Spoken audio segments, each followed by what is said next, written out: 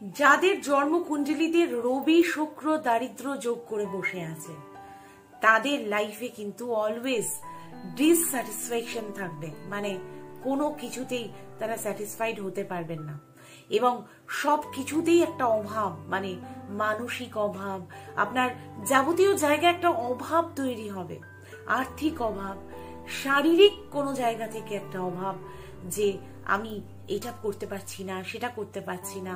তো এই অভাব দূর করার জন্য বা এই যে ডিসস্যাটিসফ্যাকশনে ভরা একটা জীবন, রবি শুক্র যদি আপনার চার্টে একসাথে বসে থাকে আপনাকে দিয়ে থাকবে, কি করছেন আপনারা অবশ্যভাবেই রবিবার আপনি গুড় দান করুন এবং রবিবার করে আপনি গো মাতাকে গুড় খাইয়ে আসুন।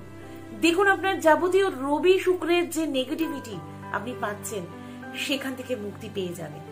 তার সাথে কি করতে হবে, অবশ্যই সূর্যদেবকে জল দান করুন এবং তামার কোনো ঘুঁটিতে করবেন এবং শুক্রবার করে কোনো কুমারী বাচ্চা মেয়েদেরকে আপনি নিজের হাতে কোনো মিষ্টি জাতীয় খাবার তৈরি করে তাদেরকে খাইয়ে আসুন। দেখুন আপনার যাবতীয় রবি শুক্রের যে দারিদ্র যোগ, যে অভাব আপনার জীবনে তৈরি হয়েছে সেখান থেকে মুক্তি পেয়ে যাবেন। কিন্তু টোটকা সব সময় কিন্তু আপনাকে লাগাতার করে যেতে হবে, তাহলেই রেজাল্ট ভালো পাবেন।